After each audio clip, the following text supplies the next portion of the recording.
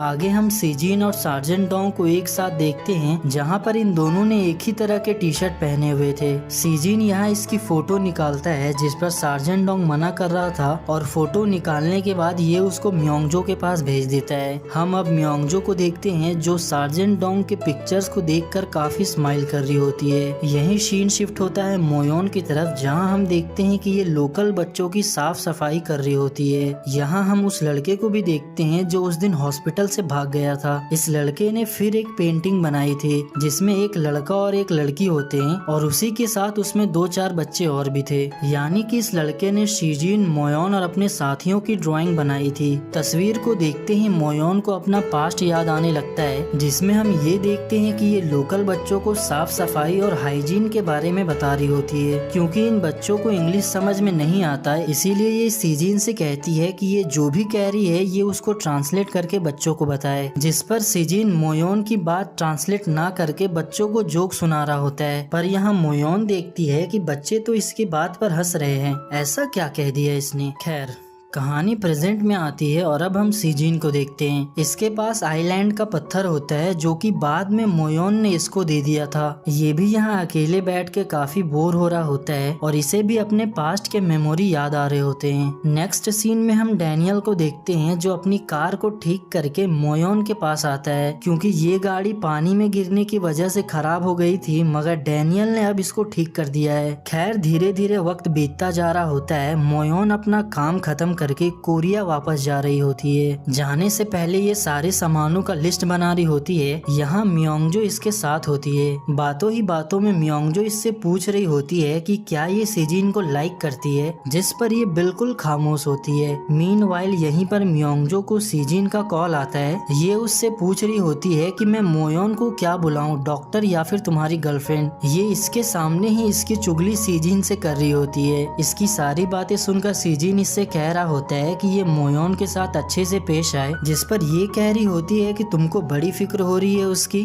हालांकि सीजीन के साथ सार्जेंट डोंग भी बैठा होता है, इसीलिए म्योंगजो इसकी ज्यादा ऐसी तैसी नहीं कर पाती है। खैर, ये इनका आखिरी दिन होता है। ये यहाँ से जा रहे होते हैं, इसीलिए बेयोंग यहाँ इन सबकी तस्वीर ले रहा था। उसके बाद ये सारे लोग 2 टीम बनाते हैं और फिर यहाँ से हेलीकॉप्टर से रवाना हो जाते हैं। ऊपर हेलीकॉप्टर से इनको नीचे का नजारा काफी खूबसूरत लग रहा होता है। मोयोन उस आइलैंड को भी देख रही होती है जहाँ पर सीजीन इसको लेके आया था। अगली सीन में हम उरुक पावर प्लांट देखते हैं जहाँ पर कोरियन लोग काम कर रहे होते हैं। यहाँ पर एक लड़का हेलमेट नहीं पहना होता है, इसीलिए दूसरा आदमी उसको अपना हेलमेट देता है। लेकिन यहाँ से कहानी में आता है बहुत बड़ा ट्विस्ट। ये ऐसा ट्विस्ट होता है जहाँ से कहानी बिल्कुल ही बदल जाती है। देखते ही देखते यहाँ पर भूकंप यानी कि अर्थक्वेक आ जाता है, जिसके बाद सारी चीजें हिलने लग जाती है। इधर उरुक के मिलिट्री कैंप में भी भूकंप आया होता है। सारी चीजें हिल रही होती है और टूट फूट भी रही थी। पूरे शहर में अर्थक्वेक आ जाता है, जमीन हिलने लगती है, सारे लोग इधर उधर भाग रहे होते हैं, बिल्डिंगें टूट रही होती है, सामान इधर उधर बिखर रहे होते हैं, और देखते ही देखते उरुक का सोलर पावर प्लांट जमीन पर नीचे गिर जाता है। चारों तरफ तबाही मच जाती है। धीरे धीरे ये अर्थक्वेक की खबर कोरिया में भी फैल जाती है। सीजीन कार से कहीं जा रहा होता है, इसको भी पता चल जाता है। इधर हॉस्पिटल में भी लोगों को न्यूज से पता चल जाता है। इधर सीजीन के सीनियर ऑफिसर लोगों को बचाने के लिए रेस्क्यू प्लान बना रहे होते हैं। इधर मोयोन को जब अर्थक्वेक के बारे में पता चलता है तो ये डिसाइड करती है कि ये वापस कोरिया नहीं जाएगी, बल्कि ये यहीं रहकर उरुक के घायल लोगों की इलाज करेगी। इधर दूसरी तरफ अल्फा टीम भी उरुक के लिए रवाना हो चुकी थी। अब पूरी मेडिकल टीम उरुक के पावर प्लांट पहुंचती है, जहां पर हम देख पा रहे होते हैं कि सारी चीजें तहस नहस हो चुकी है। काफी लोग अभी भी घायल है और कई लोगों ने अपनी जान तक गंवा दी। यहाँ ट्रीटमेंट करने से पहले मोयोन अपने मेडिकल टीम को एक बात बताती है। ये लोग किसी का भी इलाज करने से पहले उसको एक बैंड पहनाएंगे।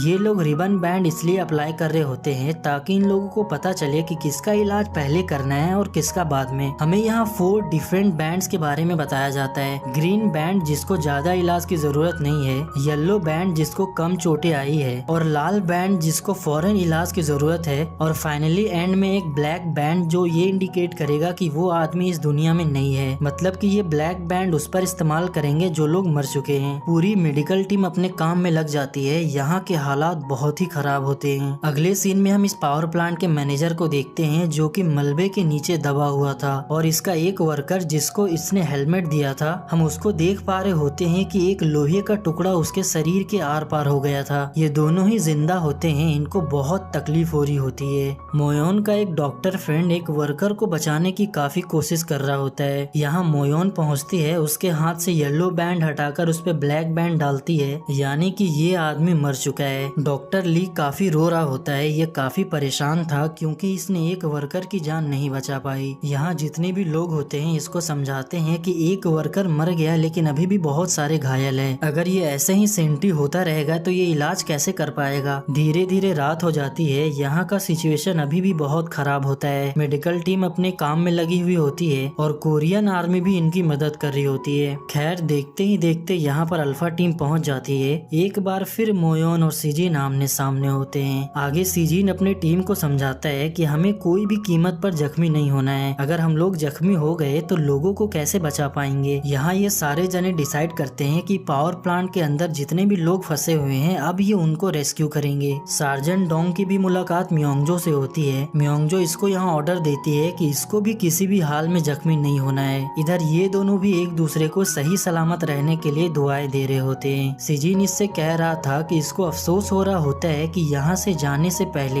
ये इससे मिलकर नहीं गया और फिर ये दोनों ही अपने काम पर निकल जाते हैं। कोरियन आर्मी अब पावर प्लांट के अंदर जा रहे होते हैं, मतलब कि मलबे के नीचे अभी भी काफी लोग फंसे हुए हैं। इनको अंदर जाकर उन लोगों को सही सलामत बाहर निकालना है। अंदर में अभी भी बहुत खतरा है। अगर एक भी मलबा इधर से उधर हुआ तो इनकी जान भी जा सकती है। मगर दोस्तों आर्मी का तो काम ही होता है अपनी जान पर खेल कर लोगों को बचाना। खैर एपिसोड के एंड में हम उस वर्कर को देखते हैं जिसके शरीर में लोहा इधर से उधर हो गया था और मैनेजर को भी देखते हैं जो मलबे के नीचे अभी भी दबा हुआ है। ये दोनों ही जिंदा है। अब देखना ये है कि क्या कोरियन आर्मी इनको बचा पाएगी या फिर नहीं। काफी लोगों को बचाया जा चुका था मगर अभी भी अंदर बहुत सारे लोग फंसे हुए थे। इसीलिए अब अल्फा टीम मलबे के अंदर दबे हुए लोगों को बचाने के लिए जा रही होती है। यहाँ पर एक आदमी आता है जो कि इस पावर प्लांट का चीफ मैनेजर था। ये इनसे कह रहा होता है कि ये लोग यहाँ छोड़कर सबसे पहले इसके ऑफिस को संभाले क्योंकि वहाँ पर इसके कुछ खास डॉक्यूमेंट फंसे हुए हैं। सीजिन जब इसकी बात नहीं मानता है तो ये मैनेजर काफी रूड बिहेव करने लगता है, काफी उस पर भड़कने लगता है। इसीलिए कुछ लोग इसको उठाकर यहाँ से लेके चले जाते हैं। आगे सीजिन और सर्जन डोंग ये डिसाइड कर रहे होते हैं कि ये मलबे के अंदर कैसे जाएंगे। इनके पास 4 एयरबैग्स होता है मलबे को उठाने के लिए, मगर उनमें हवा भरने के लिए सिर्फ एक ही पंप था। इसीलिए ये लोग 3 एयरबैग्स में पानी भर देते हैं। सभी कोरियन आर्मी अपने काम में लग जाते हैं। इनका प्लान कामयाब होता दिख रहा होता है। लेकिन एक बार फिर यहाँ पर इस पावर प्लांट का चीफ मैनेजर आता है। लेकिन सीजिन और सार्जेंट डोंग इसकी बातों को इग्नोर करके यहाँ से अंदर जाने के लिए तैयार हो जाते हैं। मलबे के रास्ते काफी संकरे होते हैं। ये लोग किसी तरह अंदर चले जाते हैं, थोड़ा रास्ता बनाते हैं और जितने भी लोग अंदर फंसे हुए होते हैं उनको सही सलामत बाहर निकालते हैं। मोयोन यहाँ मौजूद होती है। जो भी लोग घायल होते हैं ये उनका इलाज तुरंत कर रही होती है। मतलब कि कोरियन आर्मी लोगों को अंदर से बाहर ला रही होती है और इधर बाहर मोयोन उनकी ट्रीटमेंट कर रही होती है। अगली सीन में हम म्योंगजो को देखते हैं जो कि एक पेशेंट का इलाज कर रही होती है। इस आदमी का तबीयत धीरे धीरे खराब होता जा रहा था। ये यहीं बेहोश हो जाता है मगर मोयोन इसको किसी तरीके से होश में लाती है। लेकिन इस आदमी को इंटरनल ब्लीडिंग हो रहा था और इसे फौरन ऑपरेशन की जरूरत थी।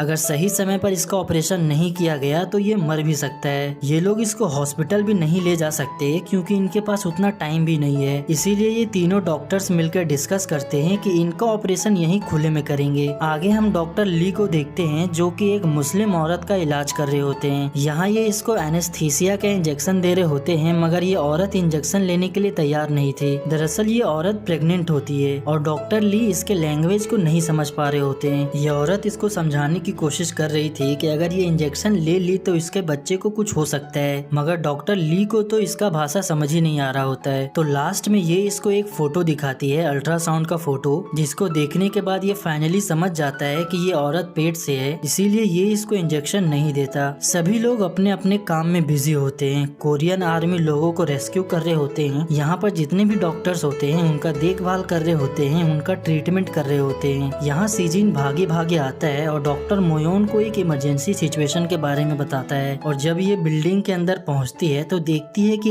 एक आदमी मलबे के नीचे दबा हुआ है। ये आदमी यहाँ जो फंसा हुआ होता है, इसके आधे बॉडी पार्ट्स काम करना बंद कर चुके थे। ये तो कुछ भी नहीं था, यहाँ पर एक और आदमी होता है जिसके शरीर में लोहा इधर से उधर पार हो गया था। ये आदमी अभी भी जिंदा है मगर इसे काफी तकलीफ हो रही है। मोयोन यहाँ सीजिन से कहती है कि हमें इस रॉड को काट कर इसे हॉस्पिटल लेके जाना होगा ताकि हम लोग इसका ऑपरेशन कर सके। लेकिन यहाँ पर एक बहुत बड़ी प्रॉब्लम थी और वो प्रॉब्लम ये था कि इन दोनों में से किसी एक को ही बचाया जा सकता है। मतलब कि यहाँ पर सिचुएशन ऐसा था कि अगर ये लोग किसी एक आदमी को बचाए तो दूसरा मर जाएगा और अगर दूसरे को बचाए तो पहला मर जाएगा। अगर थोड़ा सा भी मलबा इधर से उधर हुआ तो इनके साथ हमारी भी जान जा सकती है। मतलब कि दोस्तों यहाँ पर सिचुएशन काफी क्रिटिकल था। सीजिन अब सारा मामला मोयोन के हाथ में सौंप देता है। मतलब कि अब इसको डिसाइड करना था कि ये किसको बचाना चाहती है और किसको नहीं। सीजिन इसको सोचने के लिए 10 मिनट टाइम देता है। मोयोन अपने लाइफ में ये सिचुएशन पहली बार फेस कर रही होती है। अब देखना ये है कि ये किसको बचाती है। खैर ये सब चल ही रहा होता है, तभी यहाँ पर इस पावर प्लांट का चीफ मैनेजर आता है और एक बार फिर ये इनको तंग करने लगता है। पता नहीं इसके ऑफिस में क्या होता है, ये बार बार इन लोगों से कह रहा होता है कि पहले ये लोग इसके ऑफिस को निपटा ले। मतलब कि ये वहाँ का मलबा सबसे पहले हटाने के लिए इन लोगों को कह रहा होता है। इन दोनों के बीच में बहस फिर शुरू हो जाती है। इसी बीच हम देखते हैं कि ऊपर से एक मलबा आकर सीजिन के हाथ पर गिर जाता है। ये मलबा इस मैनेजर पर ही गिरने वाला होता है मगर सीजिन इसको फिर भी अपनी जान पर खेलकर बचा लेता है। सीजिन के हाथ में काफी गहरी चोट आती है मगर ये तो उस पर ध्यान भी नहीं दे रहा होता है। हम मोयोन को देखते हैं जो इस आदमी के पास होता है जिसका पैर दबा हुआ था। इस आदमी को पता चल गया था कि यहाँ पर सिचुएशन ऐसा है कि किसी एक को ही बचाया जा सकता है। इसीलिए ये आदमी कहता है कि ये लोग उसको बचाए जिसके शरीर में रॉड घुसा हुआ है, क्योंकि उसके 2-3 छोटे छोटे बच्चे हैं। मगर ये अपना बेस्ट देकर दोनों को बचाना चाहती थी। आगे सीजिन मोयोन से पूछता है कि क्या इसने फैसला कर लिया कि किसको बचाना है, जिस पर ये इससे पूछ रही होती है कि अगर तुम ऐसे सिचुएशन में होते तो तुम्हारा फैसला क्या होता। जिस पर ये कहता है कि मुझे क्या पता, तुम एक डॉक्टर हो और तुमको ही फैसला लेना है। और अगले ही पल हम देखते हैं कि मेडिकल टीम उस लड़के को जिसके शरीर में रॉड घुसा हुआ होता है उसको ऑपरेशन थिएटर ले जाया जा रहा होता है और ये लोग बिना देरी किए इसका ऑपरेशन स्टार्ट कर देते हैं। क्योंकि मोयोन ने इसको बचाने को चुना तो जाहिर सी बात है कि वो आदमी मर गया होगा।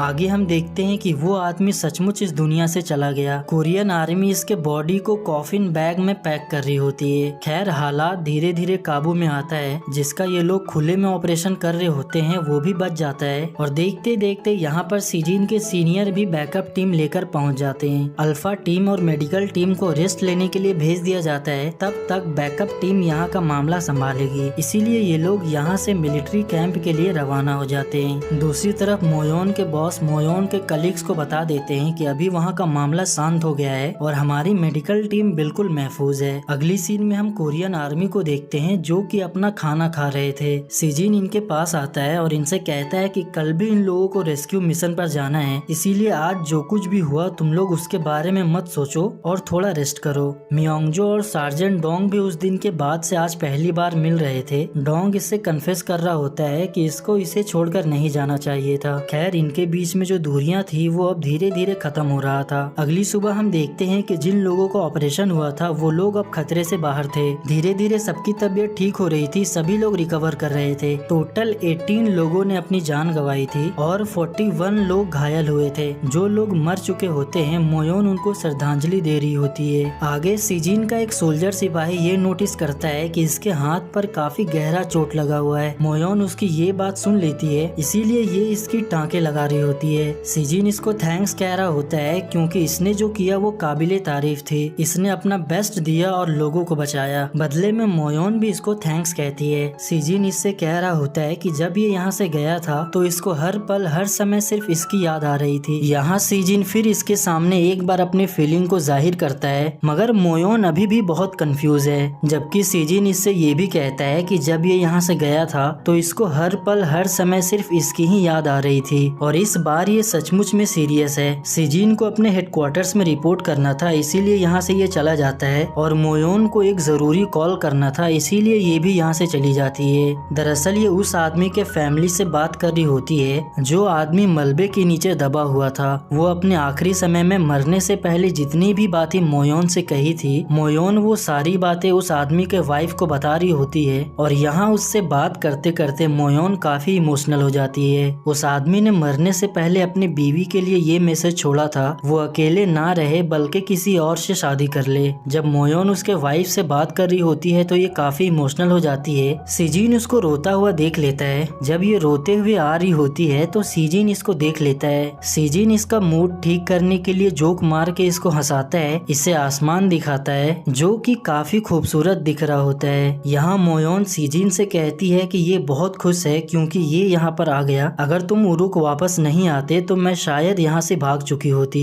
जिस पर सीजिन इससे कहता है कि अगली बार जब तुम्हारा भागने का मन करे तो मुझे भी साथ ले लेना, क्योंकि साथ में भागने का मजा ही कुछ और होता है।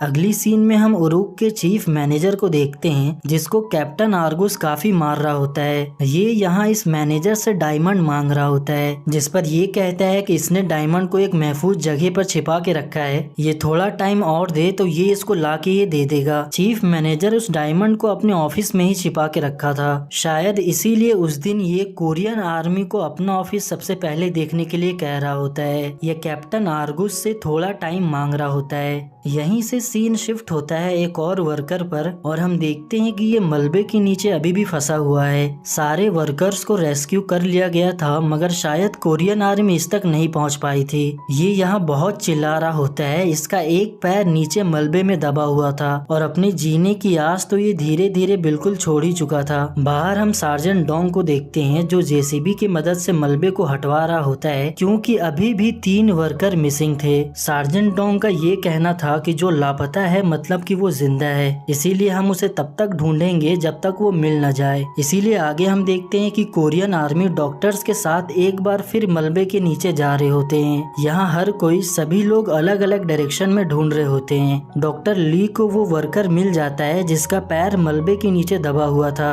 वो आदमी नीचे की तरफ होता है। डॉक्टर ली उसका हाथ पकड़कर उसे बाहर निकाल रहे होते हैं, लेकिन डॉक्टर ली का तभी हाथ उससे छूट जाता है और बिल्डिंग भी गिरने लग जाती है, जिसके बाद ये डर कर बाहर आ जाते हैं। खैर ये वर्कर अभी भी जिंदा होता है। यहाँ ये चिल्ला रहा था, अपनी मदद की भीख मांग रहा होता है। आगे हम देखते हैं कि सीजिन और सार्जेंट डोंग किसी तरह इसको ढूंढते हुए इसके पास पहुंच ही जाते हैं और इसको यहाँ से बाहर निकालने की काफी कोशिश कर रहे थे। इस वर्कर को काफी पेन हो रहा होता है क्योंकि यहाँ पर कोई भी डॉक्टर नहीं था। तो बाहर से मोयोन सीजिन को वॉकी टॉकी पर बता रही होती है कि ये इसका इलाज कैसे करे। जैसे ही ये इसको इंजेक्शन लगा रहा होता है, ये वर्कर काफी डर रहा था कि कहीं ये गलत इंजेक्शन इसको ना दे दे, मगर जैसे तैसे करके सीजिन इसको इंजेक्शन दे ही देता है। ये वर्कर यहाँ की हालात के बारे में सीजिन से पूछ रहा होता है, जिस पर ये इसको बताता है कि ये यहाँ 3 दिनों से फंसा हुआ है। यहाँ काफी लोग मारे जा चुके हैं और कई लोग अभी भी बहुत घायल हैं। खैर यहाँ इनकी बातें चल ही रही होती है। इसी बीच बिल्डिंग गिरना एक बार फिर से स्टार्ट हो जाता है क्योंकि यहाँ का जो चीफ मैनेजर था वो जेसीबी लेके खुद ही बिल्डिंग को गिराने लग जाता है। ये ऐसा इसलिए कर रहा था क्योंकि कोरियन आर्मी ने इसके ऑफिस का मलबा नहीं हटाया था।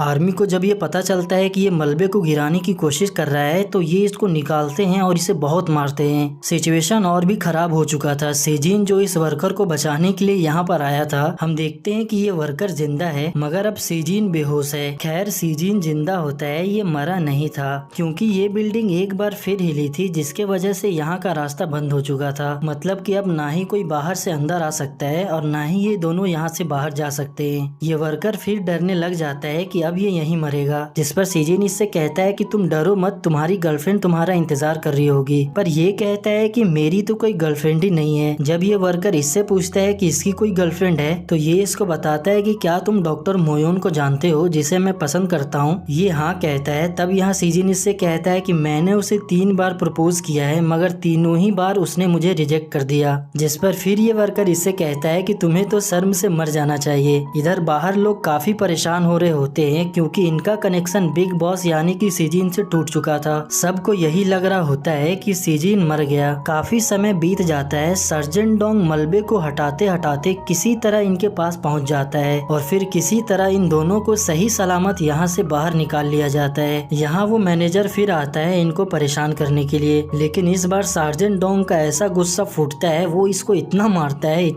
है कि इसके मुंह मुंह से खून निकलने लगता है। यहीं से सीन शिफ्ट होता है और अगली सीन में हम मोयोन को देखते हैं। ये अपने मेडिकल टीम को बता रही होती है कि कल यहाँ से हेलीकॉप्टर जा रही है, इसीलिए जो भी यहाँ से जाना चाहते हैं वो अपना नाम मुझे बता दे ताकि हम उन्हें कोरिया वापस भेज सके। लेकिन इनके पास एक और ऑप्शन भी था, ये चाहे तो यहाँ रह भी सकते थे। यहाँ कुछ लोग ऐसे थे जो यहीं रुकना चाहते थे और अपने पेशेंट का इलाज करना चाहते थे, जबकि कुछ लोग यहाँ से जाना भी चाहते थे। जो यहाँ से जा रहे होते हैं, मोयोन उनके नाम का लिस्ट बना रही थी। खैर धीरे धीरे वक्त बीतता जाता है, सारी चीजें अब पहले की तरह नॉर्मल हो चुकी थी। आगे हम डैनियल को देखते हैं जो सभी के एंटरटेनमेंट के लिए सॉन्ग प्ले कर रहा होता है। यहाँ मोयोन भी होती है, ये डैनियल को अपना फोन देती है ताकि ये इसके प्लेलिस्ट को प्ले कर सके। गाना बजना स्टार्ट हो जाता है, सभी लोग मोयोन के प्लेलिस्ट को काफी एंजॉय कर रहे होते हैं। डॉक्टर मोयोन सॉन्ग प्ले करके यहाँ से बाहर आ जाती है चिल मारने के लिए। यहाँ अचानक मोयोन के प्लेलिस्ट से वो वॉइस नोट प्ले हो जाता है जो कि प्ले नहीं होना था। दोस्तों आपको याद होगा कि उस दिन मोयोन जब कार से खाई में गिरने वाली थी, जब उसको लग रहा होता है कि ये उसका आखिरी टाइम है, तो उस समय वो अपने वॉइस को रिकॉर्ड कर रही होती है और वही वॉइस नोट यहाँ पर गलती से उसके प्लेलिस्ट से प्ले हो जाता है। ये जब वॉइस को सुनती है तो उसको निकालने के लिए ये दौड़ी दौड़ी जा रही थी। अगर आपको लग रहा है कि उस वॉइस नोट में ऐसा क्या था जो ये काफी डर रही है, तो मैं आपको बता दूं, इस वॉइस रिकॉर्डिंग में वो सारी चीजें थी जो मोयोन डॉक्टर सीजिन से कहना चाहती थी और सीजिन जो मोयोन से सुनना चाहता था। उस वक्त जब मोयोन को लग रहा था कि ये मरने वाली है, तो इसने अपने वॉइस को रिकॉर्ड किया था कि ये सीजिन को सच में बहुत चाहती है। इसे दुख हो रहा होता है कि ना ही उसने उसके प्रपोजल को एक्सेप्ट किया, ना ही उसे अपने दिल की बात बताई, और अब आखिरी समय में इसको काफी बुरा लग रहा है। यहाँ जितने भी लोग थे उन सभी ने इस वॉइस नोट को सुन लिया था और अब मोयोन की सच्चाई सबके सामने आ चुकी थी कि ये सीजिन से प्यार करती है।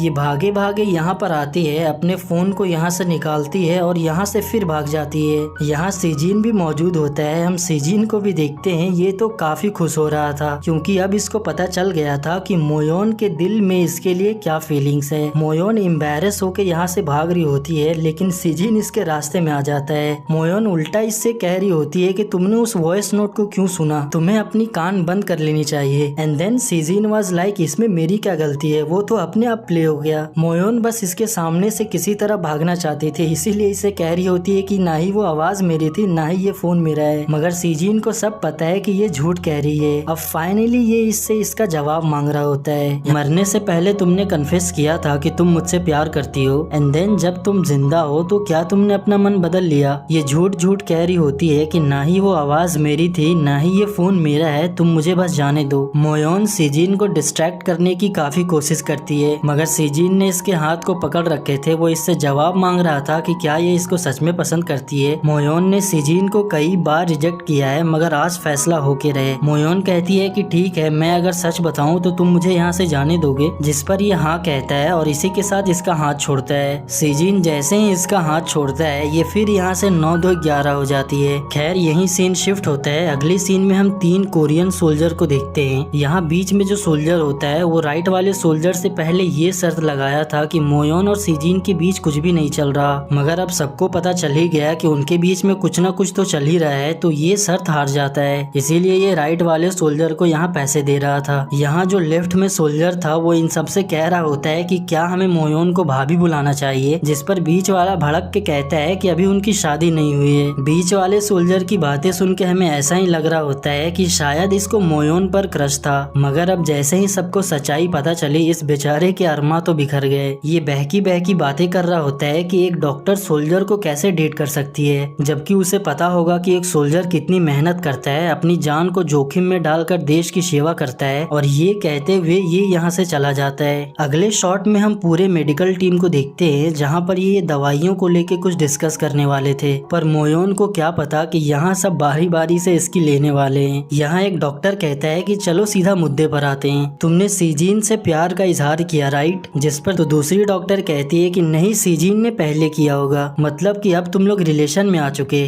और कल तुम्हारा पहला दिन होगा। तभी एक और डॉक्टर कहती है कि कल क्यों, आज ही होगा ना, क्योंकि सीजिन ने आज ही इसको प्रपोज किया। यहाँ जितने भी लोग होते हैं वो सभी अपने तरीके से ब्ला ब्ला कर रहे होते हैं। ये सब सुन के मोयोन को काफी एम्बैरेस फील हो रहा था। ये इन सब से कह रही होती है कि अगर तुम लोगों को ये सब बातें करनी है तो मेरे पीठ के पीछे करो, मेरे सामने नहीं। सारे लोग लोग मिल के इसकी बजा रहे होते हैं। बेचारी का तो जीना हराम हो गया था। ये सब से अपनी नजरें चुराने लग गई थी। हमेशा छिपते रहती थी कि कोई इसको देख न ले। ये सब से छुपते ही रहती है। तभी इसके सामने म्योंगजो आती है और वो इससे कहती है कि लगता है कि एम्बेरसमेंट की वजह से तुम सबको अवॉइड कर रही हो। मोयोन यहाँ एक सीरियस सवाल म्योंगजो से पूछती है। ये इससे पूछ रही होती है कि क्या तुमको डर नहीं लगता कि तुम्हारा बॉयफ्रेंड एक सोल्जर है, हमेशा उसकी जान खतरे में रहती है। पर म्योंगजो इसे जवाब देती है कि मुझे डर नहीं लगता कि उसका बॉयफ्रेंड एक सोल्जर है, उसकी जान हमेशा खतरे में रहती है, बस उसको इस बात का डर है कि कहीं वो इसको छोड़ के न चला जाए। ये बात कहकर म्योंगजो यहाँ से चली जाती है। अब हम सीजिन को देखते हैं। इसके पास वो पत्थर होता है जो उन दोनों ने आइलैंड से लाया था और मीनवाइल यहाँ पर म्योंगजो भी आ जाती है। म्योंगजो को देखकर सीजिन इससे पूछ रहा होता है कि क्या तुम्हें डर नहीं लगता कि तुम्हारा बॉयफ्रेंड एक सोल्जर है। एंड म्योंगजो वाज लाइक कमाल है, सब मुझसे यही सवाल पूछ रहे हैं। ये कहती है कि अभी अभी ये सवाल मोयोन ने भी मुझसे पूछा था, जिस पर ये कहता है कि तुमने उसे क्या जवाब दिया। तो ये कहती है कि तुम खुद ही जाके उससे पूछ लो।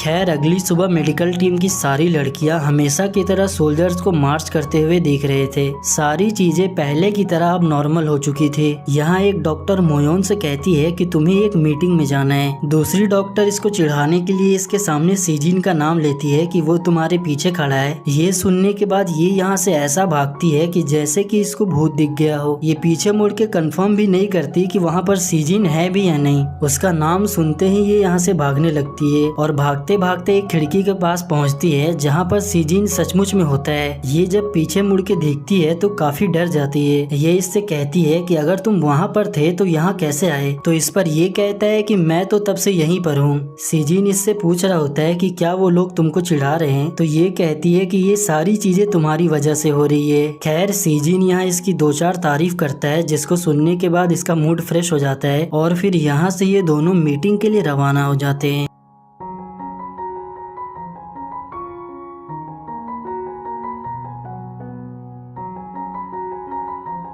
मोयोन और सीजिन एक मीटिंग के लिए जा रहे होते हैं, मगर ये लोग जैसे ही वहां से वापस आ रहे होते हैं इनकी गाड़ी लैंड माइन्स के बीच में फंस जाती है। दरअसल भूकंप के आने की वजह से जो लैंड माइन था वो इधर उधर शिफ्ट हो गया था, जिसके चलते ये दोनों और इनकी गाड़ी यहाँ दोनों ही फंस जाते हैं। खैर सीजिन यहाँ दिमाग लगाता है, जहाँ जहाँ लैंड माइन्स होते हैं वहाँ पर ये एक छोटा सा फ्लैग लगा देता है ताकि आगे किसी को दिक्कत ना हो। सीजिन को यहाँ पर एक आइडिया आता है। वो मोयोन के लिपस्टिक को लेकर यहाँ पर एक डेंजर साइन का बोर्ड बनाता है और इसे यहाँ पर लगा देता है। मोयोन उस पर डेंजर साइन बना देती है और उसमें ये लोग लिख देते हैं कि आगे माइंस है तो कृपया ध्यान से जाएं। क्योंकि अब इनकी कार लैंड माइंस के बीच में फंस चुकी थी तो इन लोगों को यहाँ से पैदल ही जाना पड़ रहा था। ये दोनों ही चलते चलते थक जाते हैं। मोयोन को एक ट्रक आता हुआ दिखता है। ये उसको रोकने की कोशिश करती है मगर ट्रक वाला इसको बिना भाव दिए यहाँ से चला जाता है। फाइनली इनको एक कार मिलती है जिसके पीछे ये दोनों बैठ के जा रहे होते हैं और यहाँ हमें फिर इन दोनों की फर्स्ट किसिंग सीन दिखाई जाती है।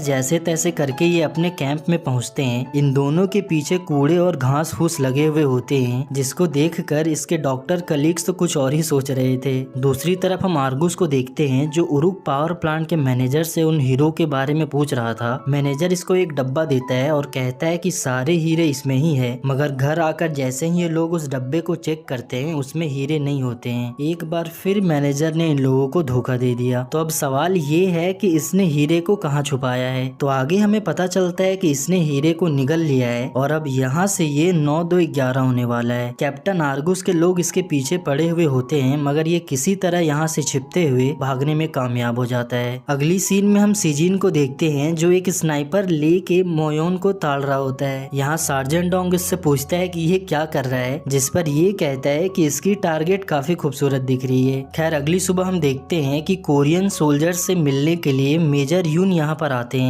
जो इन सब के सीनियर होते हैं और म्योंगजो के फादर थे। यहाँ मेजर यून अपनी बेटी और सार्जेंट डोंग से मिलते हैं। ये नहीं चाहते कि सार्जेंट डोंग इनका दामाद बने, इनकी प्रेम कहानी आगे बढ़े, मगर इन दोनों ने तो फैसला कर लिया था कि जिएंगे भी साथ और मरेंगे भी साथ। म्योंगजो के फादर सार्जेंट डोंग को एक ऑप्शन देता है कि अगर ये म्योंगजो से शादी करना चाहता है तो इसको सोल्जर की नौकरी छोड़कर म्योंगजो के मदर के बिजनेस को संभालना होगा। अब सार्जेंट डोंग क्या फैसला लेगा ये तो हमें आगे ही नहीं पता चलेगा। आगे हम एक छोटे से बच्चे को देखते हैं जो कि मेडिकल शॉप से दवाई चोरी करके भाग रहा था। मेडिकल वाला आदमी इसे पकड़ लेता है, इसको मारने ही वाला होता है, मगर शिजिन और मोयोन यहाँ पर मौजूद थे तो वो इस लड़के को बचा लेते हैं। इस लड़के की तबीयत खराब थी, इसीलिए हो सकता है इसने दवाइयों की चोरी की। शिजिन मोयोन को इसका इलाज करने के लिए कहता है, मगर ये कहती है कि हम लोग पहले इसको घर पहुंचाएंगे और फिर वहाँ पर इसके इलाज करेंगे। ये दोनों ही इसके गांव आते हैं। जब ये दोनों यहाँ पहुँचते हैं तो देखते हैं कि इस लड़के के जैसा और भी छोटे छोटे लड़के यहाँ पर काफी बीमार है। हो सकता है कि यहाँ पर महामारी फैली हो। यहाँ के बच्चे बहुत ही खतरनाक महामारी से जूझ रहे थे। मोयोन यहाँ एक लड़की को बताती है कि अगर इनका इलाज जल्द से जल्द नहीं किया गया तो इनकी जान भी जा सकती है, जिस पर ये लड़की कहती है कि जान तो वैसे भी जाएगी, कैप्टन आर्गुस यहाँ पर आएगा और वो बच्चों को लेकर यहाँ से चला जाएगा। दोस्तों, दरअसल ये एक ऐसा एरिया था जहाँ पर कैप्टन आर्गुस के लोग बच्चों को उठाकर यहाँ से भेज देते थे और आज बारी इस लड़की की है। कैप्टन आर्गुस आता ही होगा इसको लेने के लिए। बच्चे को किडनैप करना, ह्यूमन ट्रैफिकिंग, ये सब तो आम बात थी यहाँ पर। आगे हम देखते हैं कि यहाँ पर सचमुच में कैप्टन आर्गुस आता है। जैसे ही वो यहाँ पहुँचता है, यहाँ के सभी बच्चे उसको देखते ही भाग जाते हैं। मतलब कि वो लड़की सच कह रही थी, ये लोग यहाँ से बच्चे उठाकर ले जाते हैं और उसे बाद में बेच देते हैं। ये लाल ड्रेस वाली कैप्टन आर्गुस को गोली मार देती है और वो शिजिन से कहती है कि वो इसको मार दे, नहीं तो ये सारे बच्चे यहाँ से लेके चला जाएगा। शिजिन यहाँ पर अकेला था, न इसके पास कोई टीम थी, न ही इसके सीनियर के ऑर्डर इसके पास थे, इसीलिए ये कैप्टन आर्गुस से कोई भी आर्गुमेंट्स नहीं करता। ये उन सबको यहाँ से भगा देता है बिना किसी बच्चे को उनको देते हुए। उनके जाने के बाद यहाँ जितने भी बच्चे बीमार थे,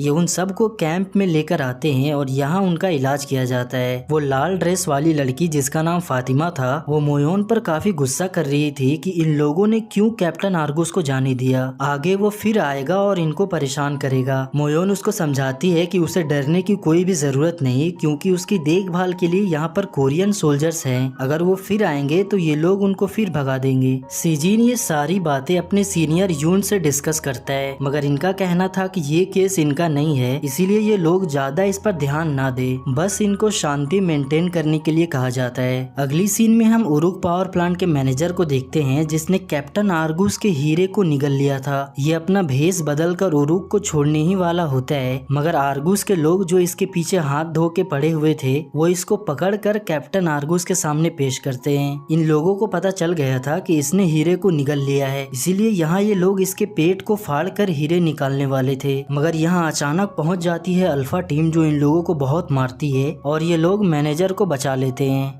सार्जेंट डोंग यहाँ शिजिन से पूछता है कि क्या वो इन लोगों को मार दे, मगर शिजिन इन लोगों को वैसे ही छोड़ देता है क्योंकि इनके पास इनको पकड़ने का ऑर्डर्स नहीं था। आगे इस मैनेजर को कैंप के हॉस्पिटल में लेके आया जाता है। इसकी हालत बहुत खराब होती है क्योंकि एक तो आर्गुस के लोगों ने इसको पीटा था और दूसरा जिन हीरो को इसने निगल लिया था वो भी इसके बॉडी के अंदर प्रॉब्लम क्रिएट्स कर रहे थे। शिजिन इससे डायमंड्स के बारे में पूछ रहा होता है, मगर ये ऐसा दिखावा करता है कि इसको कुछ भी नहीं मालूम। मगर मोयोन जब इसका एक्सरे करती है तो इन लोगों को पता चल जाता है कि डायमंड्स इसके बॉडी के अंदर है। देखते ही देखते इस मैनेजर की तबीयत काफी खराब होने लगती है। मेडिकल टीम इसको फौरन ऑपरेशन थिएटर लेके आती है, जिसके बाद यहाँ इसका ऑपरेशन किया जाता है। यही ऑपरेशन के दौरान मैनेजर के बॉडी से कुछ हार्मफुल केमिकल रिलीज हो रहे होते हैं, जिसकी वजह से मियोंगजो इन्फेक्टेड हो जाती है। यहाँ ऑपरेशन रूम में मोयोन के साथ और भी डॉक्टर कलीग्स होते हैं। इन सबको भी लग रहा होता है कि ये लोग इन्फेक्टेड हो चुके हैं, इसीलिए शिजिन और सार्जेंट डोंग इन सबके ब्लड सैंपल्स को लेकर उनका टेस्ट करवाने जाते हैं। टेस्ट रिपोर्ट से ये क्लियर हो जाता है कि सभी लोग नेगेटिव है, इवन की मोयोन भी, मगर बदकिस्मती से मियोंगजो इन्फेक्टेड हो जाती है। सार्जेंट डोंग काफी सैड होता है। ऑफ कोर्स वो रो रहा था क्योंकि मियोंगजो इन्फेक्टेड हो चुकी थी, क्योंकि अब इसको सभी लोगों से अलग आइसोलेशन में रखा जाएगा। मोयोन सार्जेंट डोंग को समझा रही होती है कि ये परेशान ना हो, क्योंकि मियोंगजो खुद एक डॉक्टर है, उसकी बॉडी हेल्दी है, वो जल्दी रिकवर कर जाएगी। शिजिन भी सार्जेंट डोंग के फीलिंग को समझता है। वो इसको एक वॉकी टॉकी देता है ताकि इसका जब मन करे तब ये मियोंगजो से बात कर सके। आगे ये दोनों इसी वॉकी टॉकी से बात करते हैं, अपने पुराने यादों को ताज़ा करते हैं। डोंग इसे मोटिवेट करता है कि ये फिक्र ना करे, ये जल्दी रिकवर कर जाएगी।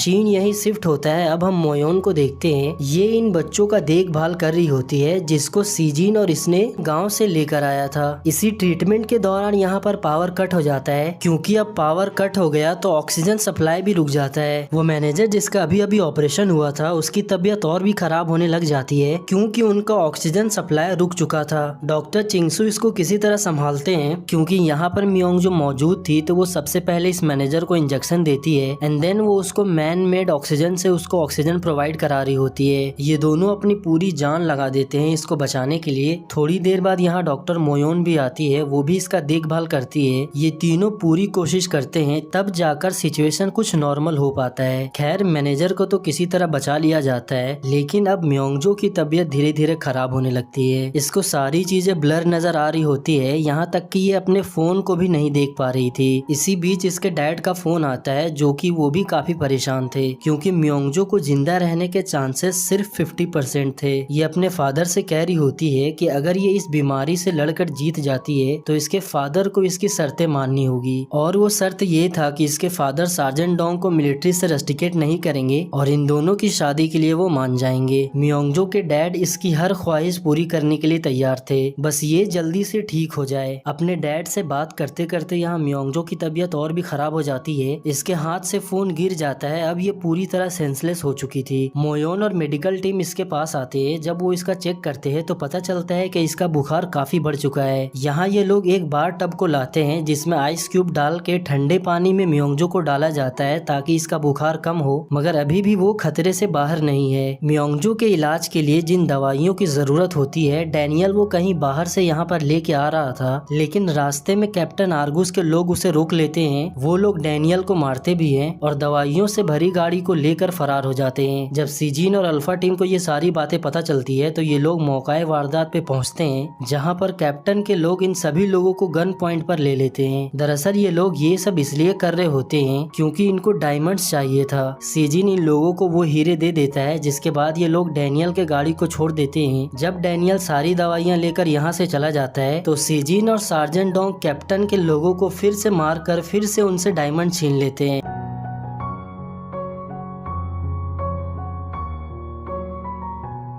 इधर कैंप में जब कोई भी नहीं होता है तो कुछ लोकल पुलिस वाले आते हैं और वो फातिमा को यहाँ से उठाकर लेके जा रहे थे। मोयोन उनको रोकने की कोशिश करती है कि जरूर उनको कोई गलत फहमी हुई होगी, मगर ये लोग बताते हैं कि इस पर चोरी का इल्जाम है इसीलिए ये लोग इसको लेकर जा रहे हैं। इन लोगों के साथ में कैप्टन आर्गुस का भी एक आदमी होता है। मोयोन को समझ आ चुका था कि दाल में जरूर कुछ काला है। खैर इधर डैनियल दवाइयां लेके पहुंच चुका था तो जल्दी जल्दी से म्योंगजो का इलाज किया जाता है। अब वो खतरे से बाहर आ चुकी थी। जब सुबह होती है तो सीजिन नोटिस करता है कि मोयोन कहीं भी दिखाई नहीं दे रही है। तब इसे पता चलता है कि कल पुलिस वालों ने फातिमा को अरेस्ट कर लिया था, इसीलिए मोयोन भी उसके साथ पुलिस स्टेशन चली गई है। सीजिन को शक हो जाता है कि जरूर कुछ गड़बड़ है। वो अपनी कार निकालता है, यहाँ से जाने लगता है, मगर रास्ते में उसे फातिमा मिलती है जिसके हाथ पैर बंधे हुए थे और उसके मुंह पर पट्टी लगा हुआ था। जैसे ही सीजिन फातिमा को देखने के लिए उसके पास जाता है तभी एक बदमाश यानी कि एक गुंडा फातिमा के ऊपर शूट करता है, उसके पैर को जख्मी कर देता है। वो यहीं गिर जाती है, उसके पैर से काफी खून निकल रहा था। यहाँ हम मोयोन को भी देखते हैं जिसको इन गुंडों ने बंदी बनाकर रखा हुआ है। थोड़ी देर बाद यहाँ पर कैप्टन आर्गुस आता है। ये इसको धमकी देता है कि अगर ये उन हीरो को इसको नहीं सौंपा, मतलब कि वो डायमंड्स जो मैनेजर ने निगल लिया था, ये जब तक उन डायमंड्स को इसको ला के नहीं देगा तब तक मोयोन इसके कब्जे में रहेगी। ये लोग मोयोन को किडनैप कर लेते हैं और बदले में सीजिन को वो हीरे लाने के लिए कहते हैं। अब देखना ये है कि क्या सीजिन इन गुंडों के हाथ से मोयोन को बचा पाएगा या फिर डॉक्टर मोयोन को अपनी जान गंवानी पड़ेगी। तो पिछले एपिसोड में हमने देखा था कि कैप्टन आर्गुस डॉक्टर मोयोन को किडनैप कर लेता है। सीजिन कुछ भी नहीं कर पाता, वो बस देखता ही रह जाता है। ना इसके पास कोई टीम थी, ना ही इसके सीनियर्स ने इसको ऑर्डर दिए थे। ये मजबूरी में कुछ भी नहीं कर पाता। मोयोन के पास एक वॉकी टॉकी होता है। कैप्टन आर्गुस उसको भी बाहर फेंक देता है ताकि सीजिन इसके पास किसी भी कीमत पर ना पहुंच पाए। आगे सीजिन अपने सीनियर के पास जाता है, उनको ये सारी बातें बताता है, मगर इसके सीनियर उल्टा इस पे ही भड़क रहे होते हैं। सीजिन बस अपने सीनियर से ऑर्डर्स ले रहा होता है कि इसे मोयोन को किसी भी कीमत पर बचाना है, मगर इसके सीनियर्स इसको ऑर्डर्स नहीं देते। ये बहुत रिक्वेस्ट कर रहा होता है, मगर इसके सीनियर इसके रिक्वेस्ट को खारिज कर देते हैं। वो इसे किसी तरह का ऑर्डर्स नहीं देते क्योंकि ये लोकल मामला है और ये लोग नहीं चाहते कि ये इस मामले में पड़े। ये मामला कोरिया के मिनिस्टर तक भी पहुंच जाती है। वो सीजिन को समझा रहे होते हैं कि ये कोई भी बड़ा कदम ना उठाए। वो यूएस आर्मी को भेज रहे हैं ताकि मामला न्यूट्रल हो सके। मिनिस्टर सीजिन को प्रोटोकॉल्स फॉलो करने के लिए कहते हैं, मगर सीजिन किसी की भी बात नहीं सुन रहा था। ये बस कार निकालता है और यहाँ से जा ही रहा था। इसी बीच यहाँ इसको कमांडर यून का कॉल आता है। वो सीजिन की बात को समझते हैं। वो इसको 3 घंटे का टाइम देते हैं। अगर इन 3 घंटों में इसने मोयोन को बचा लिया तो वो अंदर के सारे प्रोटोकॉल्स और ऑर्डर्स को देख लेंगे। इसके ऊपर किसी भी तरह की कार्रवाई नहीं की जाएगी।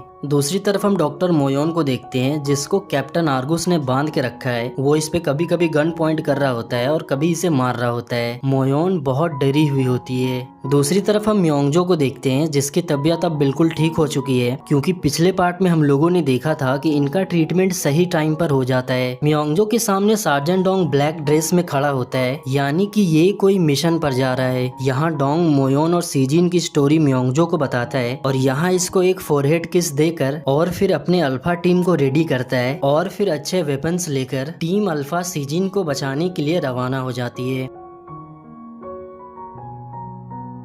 इधर दूसरी तरफ सीजिन सबसे छुपते छुपाते और सबको मारते हुए बिल्डिंग के अंदर जा रहा होता है। यहाँ हमें एक शानदार फाइट सीन दिखाई जाती है, जहाँ पर हमारा हीरो सभी की बैंड बजा रहा होता है। थोड़ी देर में यहाँ पूरी अल्फा टीम पहुँच जाती है। सीजिन अपने टीम को देखकर काफी खुश होता है।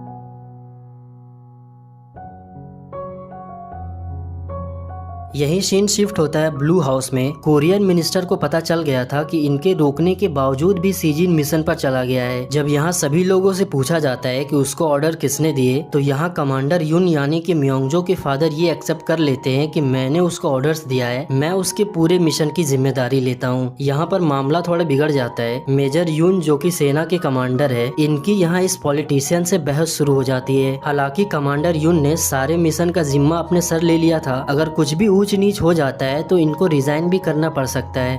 इधर दूसरी तरफ पूरी मेडिकल टीम म्योंगजो का ख्याल अच्छे से रख रही होती है। जब इन लोगों को मोयोन के बारे में पता चलता है तो ये लोग भी काफी परेशान होने लगते हैं। दूसरी तरफ कैप्टन आर्गुस अपने पैसे, अपने आदमियों और मोयोन को लेकर यहाँ से निकल ही रहा होता है। तभी इनके सामने सीजिन आ जाता है। सीजिन ने सार्जेंट डोंग को कहीं दूर स्नाइपर लेके प्लेस कर दिया था ताकि वो वहीं से शूट करके सबको मार सके, लेकिन यहाँ हमें एक बहुत बड़ा ट्विस्ट देखने को मिलता है। कैप्टन आर्गुस ने डॉक्टर मोयोन के बॉडी के ऊपर बॉम्ब लगा दिया था और इसका पूरा कंट्रोल उसके हाथ में था। सीजिन को यहाँ पर एक आइडिया आता है। वो मोयोन के ऊपर शूट करके सभी लोगों को डिस्ट्रैक्ट करता है और इसी बीच अल्फा टीम सभी लोगों के ऊपर ताबड़तोड़ फायरिंग करके उनको मार गिराते हैं। मोयोन काफी डरी हुई होती है। ये रो रही थी क्योंकि इसके बॉडी के ऊपर अभी भी बॉम्ब लगा हुआ है। अल्फा टीम उसको डिफ्यूज करने की कोशिश कर रही है। जब बहुत कोशिश करने के बाद भी बॉम्ब डिफ्यूज नहीं किया जाता तो ये लोग उसको बाहर फेंक देते हैं, जिसके बाद यहाँ पर एक बहुत बड़ा धमाका होता है। इतना सब कुछ हो जाने के बाद हम देखते हैं कि कैप्टन आर्गुस अभी भी जिंदा है, वो मरा नहीं है। ये गन उठाकर सीजिन को शूट करता है, मगर इसको कुछ भी नहीं होता क्योंकि इसने बुलेट प्रूफ जैकेट पहन के रखा था। इस बार सीजिन इसको किसी भी कीमत पर नहीं छोड़ता। इसके बंदूक में जितनी भी गोलियां होती है वो कैप्टन आर्गुस के सीने में उतार देता है और फिर आगे ये लोग अपने मिशन को कंप्लीट करके मोयोन को यहाँ से लेके निकल जाते हैं।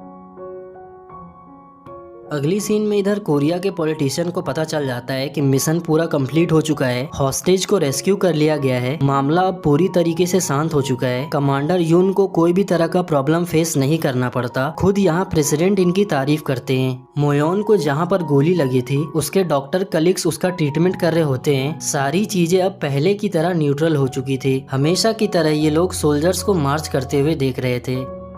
धीरे धीरे वक्त गुजरता जाता है। अब टाइम आ गया था। मेडिकल टीम यहाँ से वापस कोरिया रवाना होने वाली थी। जाने से पहले ये सभी लोगों को चेक करते हैं। पहले म्योंगजो का चेकअप होता है, जो कि बिल्कुल अब ठीक हो चुकी थी। उसके बाद पूरी मेडिकल टीम मैनेजर को चेक करती है, जो कि अब ये भी धीरे धीरे रिकवर कर रहे हैं। और वो लोग जो भूकंप में घायल हुए थे वो भी अब धीरे धीरे बिल्कुल ठीक हो चुके हैं। अब सबको यहाँ से डिस्चार्ज किया जा रहा था। जाने से पहले सीजिन मोयोन के लिए कॉफी लेके आता है। इसके दोनों हाथों में कॉफी होती है जिसका फायदा उठाकर मोयोन इसे हक कर लेती है। मोयोन फुल्ली इसको एक्सेप्ट कर चुकी है, इसे फर्क नहीं पड़ता कि ये सोल्जर है या फिर कोई और है। इसके दिल में अब इसके लिए इज्जत और भी बढ़ गई है। मोयोन यहाँ इससे एक सवाल पूछती है कि अगर देश और मोयोन में किसी एक को चूज करना पड़े तो ये किसे करेगा। तो सीजिन यहाँ मोयोन को चूज करता है। जब मोयोन इससे पूछती है कि फिर देश का क्या होगा, जिस पर ये कहता है कि मेरे देश को जलन नहीं होती, उसको मेरे ऊपर भरोसा है। हालांकि ये मजाक कर रहा होता है, इसकी टांग खींच रहा होता है।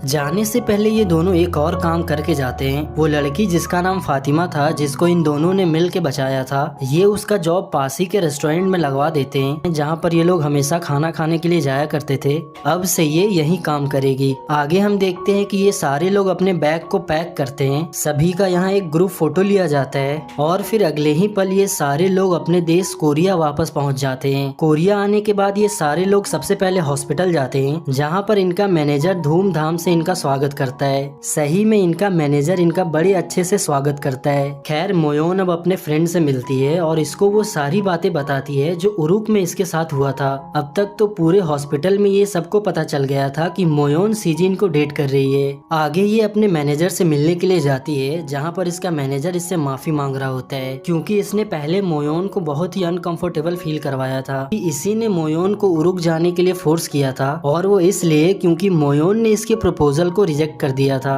अब इसके बॉस को अपने किए पर काफी पछतावा है, लेकिन अब लेट हो चुकी है। यहाँ मोयोन अपना रेजिग्नेशन लेटर निकालती है और इसके मुंह पर मारती है। मतलब कि अब ये इसके हॉस्पिटल को छोड़कर जा रही है क्योंकि अब इसे अपना क्लिनिक खोलना है। लेकिन ये जैसे ही अपने क्लिनिक के लिए बैंक से लोन लेने के लिए जाती है, बैंक वाले इसे लोन देने से मना कर देते हैं। मोयोन जिस हॉस्पिटल में पहले काम किया करती थी वहाँ पर ये एक VIP डॉक्टर थी, लेकिन अब ये सिर्फ एक मामूली डॉक्टर बन के रह गई है, इसीलिए बैंक इसे लोन देने से इनकार कर देती है। इस बेचारी का तो चारों तरफ से कट चुका था। एक तो इसने अपने बॉस से लड़ाई करके वहाँ रिजाइन कर दिया और अब बैंक वाले इसे लोन भी नहीं दे रहे। लोन वाली बात ये सीजिन को बताती है, पर सीजिन तो उल्टा इसको ही सुना रहा होता है कि इसको नौकरी छोड़ने से पहले एक बार सोच लेनी चाहिए। जिसके बाद ये सीजिन से गुस्सा होकर उसका फोन काट देती है। इसके जितने भी फ्रेंड्स होते हैं वो इसको सजेस्ट करते हैं कि बॉस से जाकर इसको एक बार बात करनी चाहिए। इसके जितने भी फ्रेंड होते हैं वो इसको समझाते हैं कि तुम्हें बॉस से माफी मांगनी चाहिए, शायद हो सकता है कि वो तुम्हें माफ करके तुम्हारी नौकरी तुम्हें वापस दे दे। तो ये वापस अपने बॉस के पास फूल लेकर जाती है और अपनी चिकनी बातों से उन्हें इम्प्रेस करने की कोशिश करती है। खैर इसके बॉस इसकी नौकरी वापस कर देते हैं, लेकिन पहले जो ये VIP पेशेंट की ट्रीटमेंट करती है, अब उन्हें ट्रीटमेंट ना करके इसको इमरजेंसी वार्ड में रखा जाएगा। ये अपने बॉस को और इम्प्रेस करने के चक्कर में अपना रिजाइन वाला लेटर इनके सामने ही फाड़ देती है, जो कुछ देर पहले मोयोन इसके मुंह पर फेंक के गई थी। खैर इसको अपनी नौकरी किसी तरह वापस मिल जाती है। अब ये यहीं अपने दोस्तों के साथ काम करने वाली है। धीरे धीरे और भी दिन गुजरते जाते हैं। हम सीजिन और अल्फा टीम को देखते हैं जो उरुक से अब कोरिया वापस आ चुके हैं क्योंकि इनकी ड्यूटी अब उरुक में खत्म हो चुकी थी। कोरिया आने के बाद ये सबसे पहले एक बार में जाते हैं और यहाँ आने के बाद ये लोग खूब शराब पीते हैं। सच में ये लोग इतनी शराब पी रहे होते हैं कि सभी लोग पीने के बाद नौटंकी कर रहे थे। यहाँ बार में सीजिन से मिलने के लिए मोयोन आती है, पर इसने इतनी पी रखी थी कि ये मोयोन को ही नहीं पहचान पा रहा होता है। सीजिन को नशे में यकीन ही नहीं हो रहा होता है कि मोयोन उसकी गर्लफ्रेंड है। इनकी नौटंकियों को देखकर मोयोन को भी आ जाता है गुस्सा। ये भी इन लोगों के जैसा शॉट पे शॉट लगाना स्टार्ट कर देती है। थोड़ी देर पहले सीजिन जो मोयोन को नहीं पहचान पा रहा होता है, अब सिचुएशन बिल्कुल उल्टा हो चुका था। मोयोन ने अब इतनी शराब पी रखी होती है कि वो सीजिन को नहीं पहचान पा रही थी। सीजिन किसी तरह उठा के इसको इसके घर पे ड्रॉप करता है। मोयोन घर आने के बाद अलग ही नौटंकी कर रही होती है। खैर यही सीजिन मोयोन के मॉम से मिलता है, जो मोयोन से सीजिन के बारे में पूछ रही होती है, लेकिन इसने इतनी पी रखी हुई थी कि इसको याद ही नहीं था कि ये इसका बॉयफ्रेंड है। मोयोन की मॉम भी काफी अच्छी होती है और उन्हें सीजिन काफी पसंद आता है। यही सीन शिफ्ट होता है और अगली सीन में हम देखते हैं मोयोन, मियोंगजो, सीजिन और सार्जेंट डोंग एक कैफे में बैठकर काफी मस्ती कर रहे होते हैं।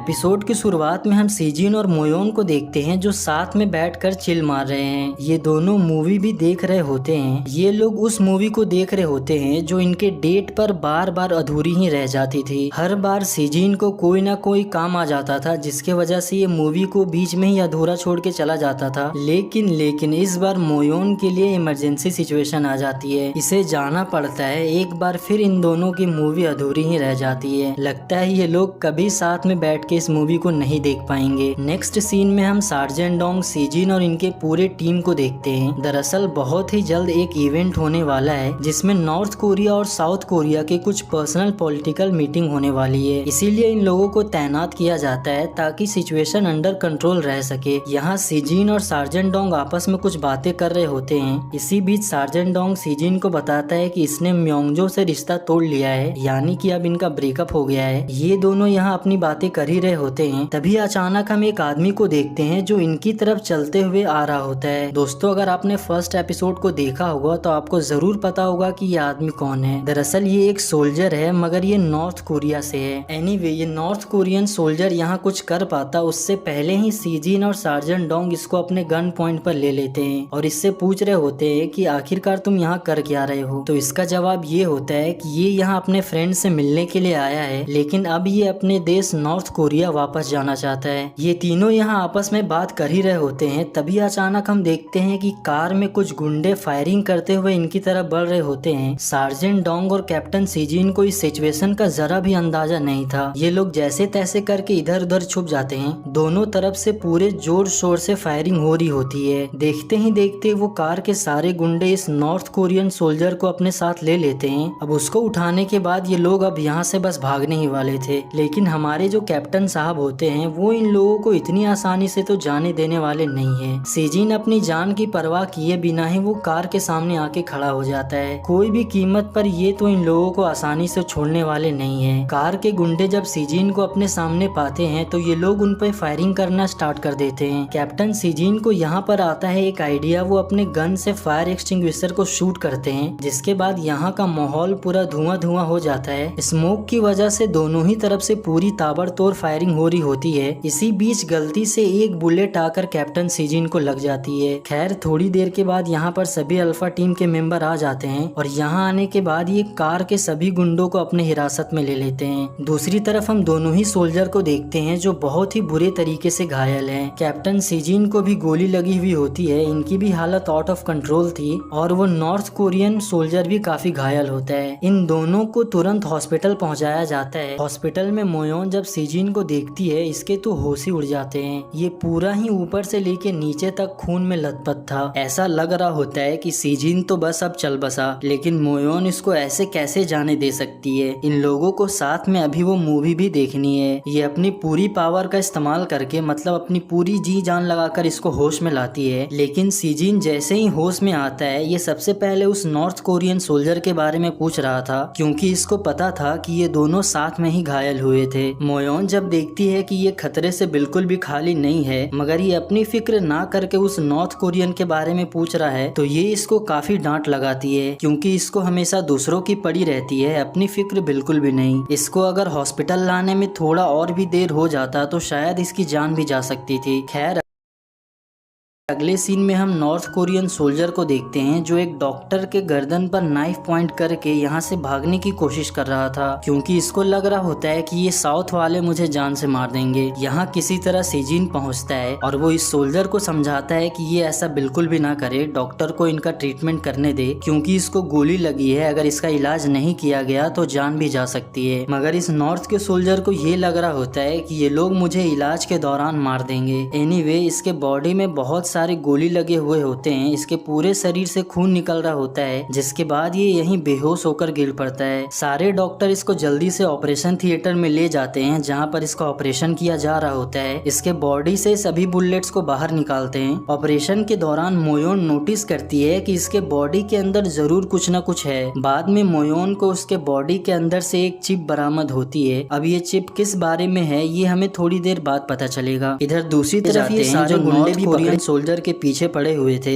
जब इन लोगों को इंटरोगेट किया जाता है तो पता चलता है कि वो north Korean soldier south Korea में फेक पासपोर्ट बना के घुस आया है, जो कि सच नहीं था। लेकिन सच क्या है ये हमें बहुत ही जल्द पता चलने वाला है। खैर इधर हॉस्पिटल में सीजीन और इसको दोनों को साथ एक ही रूम में रखा जाता है, वो भी अल्फा टीम के कस्टडी में, और कैमरे की निगरानी में इसका इंटरोगेट किया जा रहा होता है। सीनियर ऑफिसर इससे पूछताछ कर रहे होते हैं कि तुम यहाँ क्यों आए हो, किस लिए आए हो, तुम्हारा मकसद क्या है। मगर ये नॉर्थ कोरियन सोल्जर अपना मुंह खोल ही नहीं रहा था, ये इनको कुछ भी नहीं बता रहा होता है। पूरे रूम में कैमरा और स्पीकर लगे हुए होते हैं ताकि जब सीजिन और ये दोनों बात करे तो हमें पता चल जाए। और वो जो चिप मिला था नॉर्थ कोरियन सोल्जर के पास से, उसे भी ये लोग डिकोड करने की कोशिश कर रहे थे। थोड़ी बहुत एविडेंस कलेक्ट करने के बाद इन सबको ये पता चलता है कि इसके सर पर एक मर्डर का चार्ज लगा हुआ है। अब इसने ये मर्डर क्यों किया या फिर किसी ने इससे ये मर्डर करवाया है, इसका खुलासा अभी तक नहीं हो पाया है और वो सोल्जर कुछ बता भी नहीं रहा था। उधर डॉक्टर मोयोन सीजिन और उस सोल्जर के रूम में आती है क्योंकि मोयोन को इन दोनों के कुछ टेस्ट करने थे। लेकिन जब ये यहाँ आती है तो ये सीजिन को काफी डांटने लगती है। इवन इसके बॉस के बारे में भी बहुत कुछ कह रही होती है। इसको नहीं पता कि रूम में कैमरे और स्पीकर लगे हुए हैं, बाहर लोग इनके कन्वर्सेशन को सुन रहे हैं। यहाँ सीजिन पहले तो इसका मुंह बंद करता है और इसको लिख कर समझाता है कि आखिर यहाँ पर चल क्या रहा है। तब इसको समझ आता है कि बाहर लोग इन दोनों की बातों को सुन रहे हैं। खैर यहाँ ये दोनों कोड वर्ड में बात करने लग जाते हैं ताकि इनकी बातें किसी को समझ में ना आए। सीजिन इसको एक जुगाड़ लगाने के लिए कहता है। ये नॉर्थ कोरियन सोल्जर से अकेले में कुछ पर्सनल बात करना चाहता है ताकि वो जान सके कि आखिरकार उसके साथ हुआ क्या है। इसीलिए ये मोयोन को जुगाड़ लगाने के लिए कह रहा था क्योंकि पूरी टीम इन दोनों पर नजर गड़ाए हुए थे। आगे हम देखते हैं मोयोन एक जुगाड़ लगाती है, इन दोनों को एक सीक्रेट जगह पर मिलवाती है जहाँ पर ये दोनों आराम से बात कर सके। कैप्टन सीजिन इसको समझाते हैं कि हम लोग यहाँ खुलकर बात कर सकते हैं, हमारी बातें यहाँ सुनने वाला कोई भी नहीं है, तुम अपने सारे प्रॉब्लम्स को मुझे बता सकते हो। जिस पर ये सोल्जर बताता है कि मेरा नाम कैप्टन आहान है, मुझे एक मिशन सौंपा गया था अपने देश की तरफ से, मतलब कि मैं एक मिशन पर था। मैंने अपना काम अपने देश के लिए पूरा किया लेकिन तभी से लोकल गैंग वाले मेरे पीछे पड़े हुए हैं। कैप्टन सीजिन इससे और भी कुछ जानना चाहते थे मगर कैप्टन आहान इसको खुलकर सारी बातें नहीं बताते। फाइनली सीजिन आहान को बताता है कि कल नॉर्थ कोरिया और साउथ कोरिया के बीच में एक मीटिंग होने वाली है, उस मीटिंग के बाद हम तुम्हें नॉर्थ कोरिया को वापस सौंप देंगे, तब तक के लिए ये अपने कमरे में जाए और जाके आराम करे। आगे हम देखते हैं कि हॉस्पिटल में जब सभी लोग रेस्ट कर रहे होते हैं, इवन की अल्फा टीम वाले भी, और जब सीजिन कमरे में नहीं होता तो ये भाई साहब यहाँ से भागने की प्लानिंग कर रहे होते हैं, बल्कि यहाँ से 2-3 शीशे तोड़कर भागने में कामयाब भी हो जाते हैं। मगर ये हॉस्पिटल से बाहर नहीं जा पाता क्योंकि कैप्टन सीजिन इनको अपने गन पॉइंट पर ले लेते हैं। सीजिन इससे पूछ रहा होता है कहीं तुम अपने देश से गद्दारी तो नहीं कर रहे, क्योंकि इसको पता है कि कल हम लोग इसको वापस नॉर्थ भेजने वाले हैं। ये जानते हुए भी ये यहाँ से भाग रहा है। अब फाइनली कैप्टन आहान को सच बताना ही पड़ता है क्योंकि अब इनके पास और कोई ऑप्शन नहीं बचा था। ये बताते हैं कि मेरे देश ने मेरा इस्तेमाल किया है। ये बताता है कि मुझे एक मिशन पर भेजा गया था जो मेरे ही देश के एक लीडर ने मुझे ये करने के लिए कहा था, लेकिन जैसे ही मैंने अपना मिशन पूरा किया उसका मर्डर का चार्ज मुझ पर लगा दिया गया। कैप्टन आहान कहता है कि या तो मुझे मार दो या फिर मुझे यहाँ से जाने दो क्योंकि मेरा मिशन अभी भी अधूरा है। ये उस लीडर को एक्सपोज करना चाहता था जो इसका इस्तेमाल कर रहा होता है। सीजिन अब इसके सारे प्रॉब्लम्स को समझ चुका था क्योंकि ये भी सोल्जर और वो भी सोल्जर। अब सोल्जर की मदद सोल्जर नहीं करेगा तो कैसे चलेगा। लेकिन अब देखना ये है कि कैसे कैप्टन सीजिन इसकी मदद करते हैं। खैर अगले दिन हम देखते हैं कि कैप्टन आहान को नॉर्थ पॉलिटिशियन को सौंप दिया जाता है मीटिंग से पहले ही। यहाँ इनके बीच में काफी नोकझोंक चल रही होती है। यही वो पॉलिटिशियन है जो कैप्टन आहान को यूज कर रहा था। आहान इसको यहाँ शीशे के बोतल से मारने ही वाला होता है क्योंकि ये अपने देश से गद्दारी कर रहा था। तभी सामने से एक बुलेट आती है और इसको आकर लग जाती है। गोली लगने के बाद कैप्टन आहान यहीं पर गिर पड़ते हैं। इसको इसी हालत में छोड़कर ये पॉलिटिशियन अपनी मीटिंग अटेंड करने के लिए चला जाता है। थोड़ी देर बाद हम नॉर्थ और साउथ के बीच में मीटिंग होते हुए देखते हैं। साउथ वाले लीडर को भी पता चल गया था कि ये लीडर अपने देश से गद्दारी कर रहा है, इसीलिए हम लोग इसके साथ कोई भी कॉन्ट्रैक्ट नहीं कर सकते। इनके पास जो चिप होता है जो इन लोगों को कैप्टन आहान से मिला था, इसके जरिए ये लोग इस पॉलिटिशियन लीडर के बारे में सारी सच्चाई जान लेते हैं। ये दूसरे देश से सौदा करता था और अपने ही देश के सोल्जर को अपने फायदे के लिए इस्तेमाल करता था। खैर ये मीटिंग यहीं रद्द हो जाता है। इसको बिना कॉन्ट्रैक्ट लिए ही यहाँ से वापस जाना पड़ रहा होता है और एट द एंड हमें पता चलता है इन सब के पीछे किसी और का नहीं बल्कि कैप्टन सीजिन सीजीन का ही हाथ था। सीजीन एक ऐसा प्लान बनाता है जिसके जरिए ये इस पॉलिटिशियन को तो एक्सपोज करता ही करता है, साथ ही साथ ये कैप्टन आहान को भी बचा लेता है। दरअसल यहाँ पर कुछ ऐसा हुआ कि ये सबसे पहले इस पॉलिटिशियन की सच्चाई सबके सामने लाता है। उसके बाद ये लीडर जिस स्नाइपर शूटर को हायर किया था कैप्टन आहान को मारने के लिए, सीजीन और उसके लोग वहाँ पहुंचकर उस स्नाइपर वाले को दबोच लेते हैं। आगे स्नाइपर का कंट्रोल सीजीन खुद ले लेता है। इसने पहले ही कैप्टन आहान के पॉकेट में एक डिटेक्टर डाल दिया था। ये शूट तो करता है मगर ये गोली उस डिटेक्टर पे जाके लगती है। आहान को गोली लगती तो है मगर ये ज्यादा जख्मी नहीं हो पाता। वेल डन कैप्टन सीजीन, आपने एक तीर से दो निशाने लगाए। एक तो इन्होंने पॉलिटिशियन को एक्सपोज किया और साथ ही साथ कैप्टन आहान को मरने से बचा लिया। दोस्तों, आहान को अपने देश वापस लौटा दिया जाता है और इसी के साथ ये एपिसोड का दी एंड हो जाता है। एपिसोड की शुरुआत में हम देखते हैं मोयोन सीजीन को देखने के लिए आ रही होती है, क्योंकि पिछले एपिसोड में हमने देखा था कि ये डॉक्टर मोयोन को बिना बताए यहाँ से कैप्टन आयान की मदद करने के लिए चला गया था। इसीलिए ये हॉस्पिटल पहुंचकर जल्दी जल्दी से कपड़े बदल रहा होता है ताकि मोयोन को ये लगे कि ये सारा दिन यही हॉस्पिटल बेड पर था। सीजीन का साथ यहाँ पर सार्जेंट डोंग भी दे रहा होता है। खैर, जब मोयोन अंदर आती है तो देखती है कि सीजीन लेटा हुआ है और सार्जेंट डोंग बुक पढ़ रहा है। दरअसल सीजीन यहाँ सोने का नाटक कर रहा था। मोयोन जब देखती है कि ये सो रहा है, सारी चीजें नॉर्मल है, तो ये यहाँ से चली जाती है। इन लोगों ने सही से कपड़े चेंज नहीं कर पाया था, इसीलिए मोयोन के जाते ही ये लोग फिर से कपड़े चेंज करने लग जाते हैं। मोयोन जब दोबारा रूम में इंटर करती है तो इनका सारा करतूत सामने आ जाता है। मतलब कि इसको पता चल गया था कि ये लोग जरूर यहाँ से बाहर गए थे। ये गुस्सा होकर यहाँ से चली जाती है क्योंकि इसको सीजीन की इतनी फिक्र है, मगर वो तो इसकी बात को कभी नहीं सुनता। खैर, जब मोयोन बाहर आती है तो इसको बाहर मियोंगजो नजर आती है। दरअसल ये यहाँ पर कैप्टन सीजीन से मिलने के लिए आई हुई होती है, उनका हालचाल जानने के लिए, बट मोयोन इसको बताती है कि सार्जन भी यहीं पर है, जिस पर ये इससे कहती है कि मेरा और सार्जन का ब्रेकअप हो गया है, और इतना कहकर ये सीजीन को देखने के लिए चली जाती है। सीजीन के पास पहुँचने के बाद मोयोन और सार्जन डोंग दोनों चुप्पी साध लेते हैं। कोई कुछ भी नहीं बोल रहा था। सीजीन बस इन दोनों को ही देखता जा रहा था क्योंकि इसको समझ नहीं आ रहा होता है कि आखिरकार ये दोनों चुपचाप क्यों खड़े हैं। मियोंगजो सीजीन को कुछ चॉकलेट देती है और इसकी फास्ट रिकवरी के लिए प्रे करती है और बिना सार्जेंट डोंग से बात किए यहाँ से चली जाती है। उसके जाने के बाद सीजीन इससे पूछ रहा होता है कि तुम्हारा ब्रेकअप हुआ है क्या? तो सार्जन बताता है कि हाँ, ये आर्मी से रिटायर होना चाहता है। जो ये बात मियोंगजो को पसंद नहीं, इसीलिए अभी हमारे बीच थोड़ा तनाव चल रहा है। ये सुनने के बाद सीजीन इससे नाराज हो जाता है क्योंकि इसने ये फैसला इसको बिना बताए लिया था। अब इसने ऐसा क्यों किया, यहाँ मैं थोड़ा फ्लैशबैक देना चाहूंगा कि आखिर इनका ब्रेकअप हुआ कैसे। तो फ्लैशबैक टाइम, इन दोनों के बीच में सब कुछ सही से चल रहा होता है। ये अच्छे से डेट भी कर रहे होते हैं, बट जैसा कि हम जानते हैं कि जो मेजर यून है यानी कि मोयोन के पप्पा, वो ये चाहते हैं कि अगर सार्जन मियोंगजो से शादी करना चाहता है तो इसे आर्मी की नौकरी छोड़नी होगी और आम इंसान की तरह नौकरी करनी होगी, वो भी इनके ही फैमिली के कंपनी में। बट जो मियोंगजो होती है वो इसका बिल्कुल अपोजिट चाहती है। ये नहीं चाहती कि सार्जन आर्मी से रिटायर हो, बट सार्जेंट डोंग मियोंगजो को पाने के लिए कुछ भी करना चाहता था। ये बेचारा तो अपनी नौकरी तक छोड़ने के लिए तैयार था। खैर, मियोंगजो को पता है कि ये सब इसके डैड के कहने पर कर रहा है। इन दोनों की मिसअंडरस्टैंडिंग बढ़ते ही जाती है। दोनों के बीच काफी बड़ा बहस शुरू हो जाता है, जिसके बाद फाइनली ये दोनों इस कंक्लूजन पे पहुंचते हैं कि अब हम लोगों को ब्रेकअप कर लेना चाहिए। मतलब कि ये दोनों डिसाइड कर लेते हैं कि आगे से अब ये अलग हो जाएंगे।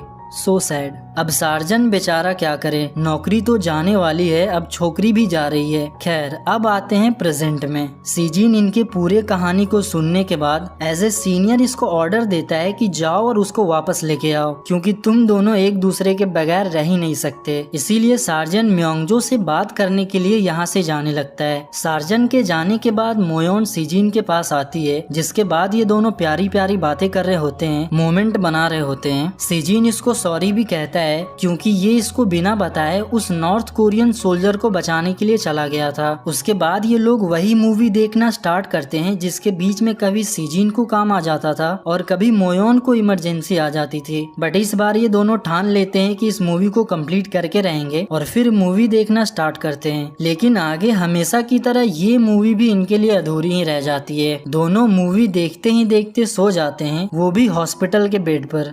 नेक्स्ट सीन अब कुछ दिनों के बाद का होता है, जिसमें सीजिन अब फिट हो चुका है और इसे हॉस्पिटल से डिस्चार्ज मिल जाती है। मोयोन सीजिन को व्हील चेयर पर लेके जा रही होती है, तभी अचानक इसके हाथ से सीजिन का कंट्रोल छूट जाता है, जिसके बाद सीजिन सीधा जाके रोड पर गिरता है। जब सीजिन इसको डांट रहा होता है तो मोयोन को सीजिन की नहीं बल्कि व्हील चेयर के लिए बुरा लग रहा होता है, क्योंकि वो ज्यादा महंगा था। वहीं अगली सीन में मीनवाइल हम सार्जन और म्योंगजो को साथ देखते हैं। ये दोनों एक साथ लंच कर रहे होते हैं। इनकी बातों से हमें पता चल रहा होता है कि इनका अभी तक पूरी तरह से ब्रेकअप नहीं हुआ है, थोड़ी बहुत ही लड़ाई हुई है मगर ब्रेकअप नहीं हुआ है। लेट्स सी आगे देखते हैं क्या होता है। आगे हम इन दोनों को देखते हैं जो फुल बियर पार्टी कर रहे थे। इसी बीच मोयोन को याद आता है कि जब ये उरुक में थी तो इन्हें अरब के शेख ने एक कार्ड दिया था। उस कार्ड से ये लोग कुछ भी खरीद सकते थे, कहीं भी जा सकते थे। सीजिन ने अपने कार्ड को उस दिन तुरंत ही इस्तेमाल कर लिया था अरब शेख के कार को लेकर, बट यहाँ मोयोन को पता चलता है कि बाद में इसने इसका भी कार्ड यूज कर लिया था, जिस दिन ये इसको कैप्टन आर्गुस से बचा कर लाया था। मोयोन उस कार्ड की मदद से अमीर बनने के सपने देख रही थी, बट इसका ये सपना भी सपना ही रह गया। आगे कुछ दिनों के बाद हम अल्फा टीम को देखते हैं, जहाँ इन लोगों को एक मिशन पर भेजा जा रहा था। मिस्टर यून सार्जेंट से कंफर्म करना चाहते हैं कि क्या ये मिशन पर जाना चाहता है या फिर इसे अभी ही रिटायरमेंट चाहिए, जिस पर ये कहता है कि नहीं, मैं मिशन पर जाने के लिए तैयार हूँ। मिशन पर जाने की बात सीजिन मोयोन को बता देता है कि अगले 3 महीने के लिए ये एक सीक्रेट मिशन पर जा रहा है, क्योंकि आफ्टर ऑल ये एक सोल्जर है और सोल्जर को तो अपने देश की सेवा करनी ही होगी। सीजिन जाने से पहले मोयोन से कहता है कि तुम दूसरे लड़कों के साथ शराब मत पीना, क्योंकि इसको पता है कि ये पीने के बाद सब कुछ भूल जाती है, जो कि हम लोगों ने इसके पिछले एपिसोड में देख रखा है। खैर, कोरियन आर्मी अपने मिशन के लिए यहाँ से रवाना हो जाती है। सीजिन वहाँ पहुंचकर मोयोन को मैसेज कर देता है कि वो सही सलामत पहुंच गया। धीरे धीरे दिन गुजरते जाते हैं, कभी इनकी बात हो पाती है तो कभी नहीं हो पाती। कुछ दिनों के बाद तो सीजिन अपने काम में और भी बिजी हो जाता है। उसे इतना भी टाइम नहीं मिल पाता कि वो मोयोन के मैसेज का रिप्लाई करे। ये हर समय हर जगह उसको टेक्स्ट करते रहती है, उसे टेक्स्ट कर करके थक जाती है, पर अफसोस सीजिन का कोई भी रिप्लाई नहीं आता। खैर, इसी तरह 3 महीने जैसे तैसे गुजर जाता है। सीजिन और कोरियन आर्मी यहाँ से जाने की तैयारी कर रही होती है, लेकिन अगले ही पल कुछ ऐसा होता है जो किसी को भी उम्मीद नहीं थी। कैप्टन सीजिन को लग जाती है दुश्मन की गोली, जिसके बाद ये पूरा सेंसलेस हो जाते हैं। क्योंकि इसके साथ सार्जेंट डोंग भी होता है तो उसको भी दुश्मन की गोली लग जाती है। दोनों बेहोश होकर यहीं ढेर हो जाते हैं। बाकी के मेंबर इन लोगों को बचा पाते, तभी यहाँ पर एक जोरदार बॉम्ब ब्लास्ट होता है। ये ब्लास्ट उसी जगह पर होता है जहाँ सीजिन और सार्जेंट डोंग थे। बाकी के टीम वाले कुछ भी नहीं कर पाते, वो बस देखते ही रह जाते हैं। इधर मोयोन जो सीजिन को टेक्स्ट कर करके थक चुकी थी, म्योंगजो इसको शांत करवाती है और बताती है कि फिक्र मत करो, 3 महीने गुजर चुके हैं, वो लोग बस आने ही वाले होंगे। लेकिन इन लोगों को क्या पता कि वहाँ क्या हुआ है। उधर आधी अल्फा टीम ही कोरिया पहुँचती है। अब तक तो सबको पता चल चुका था कि सीजिन और सार्जेंट डोंग दोनों लड़ते लड़ते देश के लिए शहीद हो गए।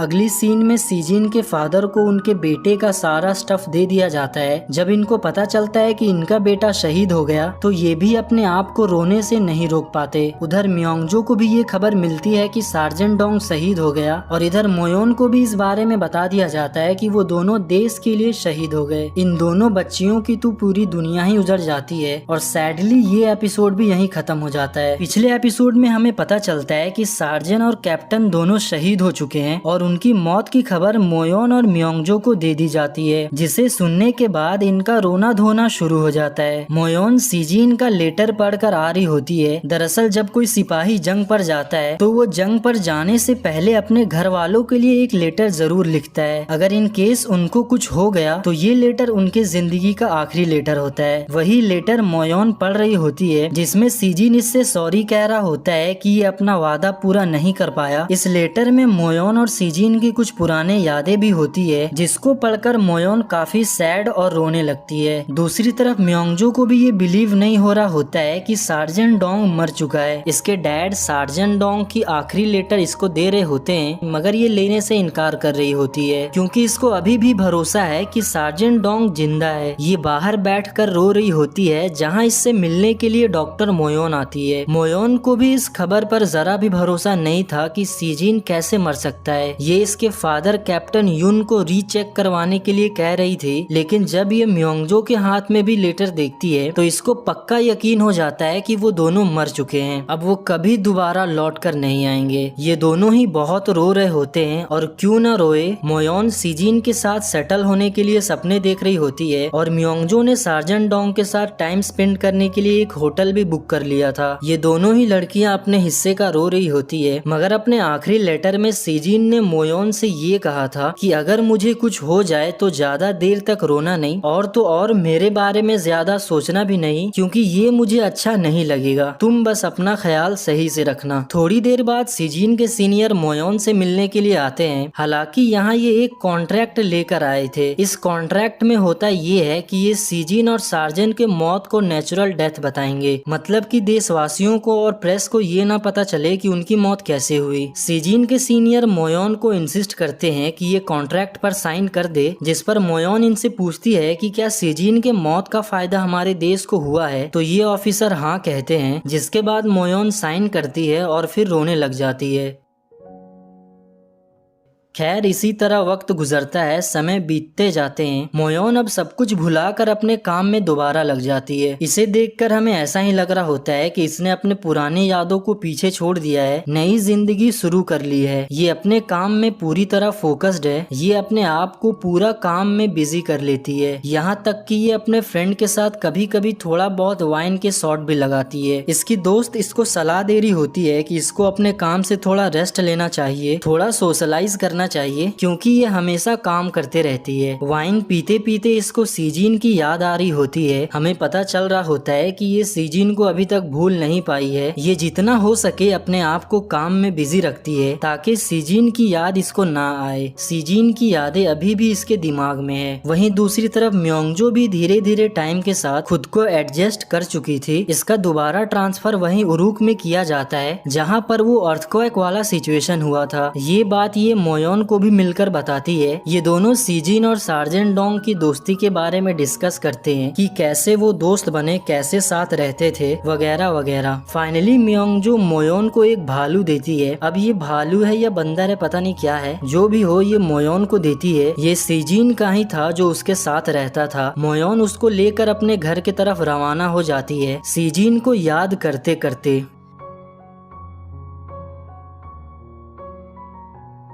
खैर इसी तरह एक साल गुजर जाता है। म्योंगजो की ड्यूटी उरुक में दोबारा लगा दी जाती है। मोयोन भी रिफ्यूजी कैंप्स में लोगों को ट्रीटमेंट दिया करती है, ज्यादा से ज्यादा गरीबों की मदद करती है। ये दिन भर जो भी करती थी सीजिन के नंबर पर सब टेक्स्ट करके बताते रहती थी। शायद इसको भरोसा है कि एक दिन वो मैसेज को जरूर पढ़ेगा। एक बार की बात है, मोयोन सीजिन को श्रद्धांजलि देने के लिए एक सुनसान जगह पर आई हुई होती है। सीजिन को गुजरे हुए आज 1 साल पूरे हो चुके हैं, इसीलिए ये उसकी याद में कुछ रिचुअल्स कर रही होती है। इसके हाथ में एक वॉकी टॉकी होता है जिसमें अचानक इसको सीजिन की आवाजें सुनाई दे रही थी। इसको लग रहा होता है कि ये मेरे मन का भ्रम है, मैं उसको हमेशा याद करते रहती हूँ, इसीलिए मुझे वॉकी टॉकी पर उसकी आवाजें सुनाई दे रही है। मगर दोस्तों ये इसका कोई भ्रम नहीं होता। सीजिन सचमुच में इसके पीछे से आ रहा होता है। उसको देखते ही ये फौरन भागते हुए उसके पास जाती है। दोनों एक दूसरे को हक करते हैं। सीजिन इससे माफी मांग रहा होता है कि इसने आने में काफी देर कर दी। मोयोन को तो ये सपना लग रहा होता है, लेकिन सच यही था कि सीजिन सच में जिंदा वापस लौट कर आया था। उधर दूसरी तरफ उरुक में भी एक अजीब सी घटना घटती है। पूरे 100 साल बाद यहाँ पर स्नोफॉल हो रहा था। अचानक यहाँ भी म्योंगजो से मिलने के लिए सार्जेंट डोंग आता है, मतलब कि ये भी जिंदा है। म्योंगजो को भी अपनी आंखों पर यकीन नहीं हो रहा होता है कि उसके सामने सार्जेंट खड़ा है। तो चलो अब जानने की कोशिश करते हैं कि आखिरकार ये लोग जिंदा कैसे बचे और कैसे बचकर वापस आए। तो अब सार्जन अपनी कहानी सबको बता रहा होता है कि उस दिन बॉम्ब धमाके में हमारी मौत नहीं हुई थी, बल्कि धमाके के बाद वहाँ पर दुश्मन आ गए थे। उन्होंने हमें 155 दिनों तक एक शेल्टर में कैद करके रखा था। जैसे ही वो दुश्मन हम लोगों को मारने के लिए यहाँ से लेके जा रहे होते हैं, तभी वहाँ पर वो नॉर्थ कोरियन सोल्जर आता है जिसका नाम अयान था। हमें याद है कि सीजिन ने एक बार इसकी मदद की थी। North north Korean soldier captain Ayan ही इनकी मदद करता है, इन दोनों की जान बचाता है और यहाँ से भगा देता है। इधर सीजीन भी यही सेम स्टोरी मोयोन को बता रहा था। आगे जब मोयोन अपने दोस्तों को वीडियो कॉल करती है तो इसके दोस्त भी सीजीन को देखकर दंग रह जाते हैं। इनको लग रहा होता है कि ये सीजीन नहीं है बल्कि सीजीन का भूत है, बट मोयोन कंफर्म करती है कि वो कोई भूत वूत नहीं है बल्कि खुद सीजीन ही है। थोड़े दिनों बाद सभी लोग उरुक से वापस कोरिया पहुंचते हैं। सीजीन और सार्जन को वापस पाकर पूरी कोरियन आर्मी बहुत खुश हो रही होती है। मोयोन और सीजीन अब साथ में काफी वक्त बिताते हैं। सबसे पहले तो ये लोग कैफे जाते हैं, वहाँ ढेर सारी बातें करते हैं। फिर फिशिंग करने के लिए जाते हैं जहाँ पर हमें इन लोगों के फनी मोमेंट्स को दिखाया जाता है। आगे ये दोनों कैंपिंग करने के लिए भी जाते हैं जहाँ पर सीजीन इससे काफी फ्लर्ट कर रहा होता है। धीरे धीरे सीजीन कैप्टन से अब मेयर बन जाता है। दूसरी तरफ सार्जन और म्योंगजो की भी प्रेम कहानी सही से चल रही होती है। ये अब आर्मी से रिटायर नहीं होने वाला, ये आर्मी में रहकर ही म्योंगजो से शादी करेगा। फाइनली कैप्टन यून सार्जन और म्योंगजो की शादी के लिए मान जाते हैं। ये हुई ना बात। फाइनली इस सीरीज का दी एंड हो रहा होता है। सीरीज के एंड में सीजीन और मोयोन उस बीच पर जाते हैं जहाँ ये पहले भी जा चुके थे। मोयोन उस पत्थर को वापस यहीं रख देती है जो ये यहीं से लेकर गई थी। अगर आप लोगों ने पिछले एपिसोड को देखा होगा तो आपको याद होगा सीजीन ने सच ही कहा था कि एक बार यहाँ से कोई पत्थर लेके चला जाता है तो वो उस पत्थर को रखने के लिए यहाँ दोबारा जरूर आता है। इसकी वो बात सच हो चुकी थी। फाइनली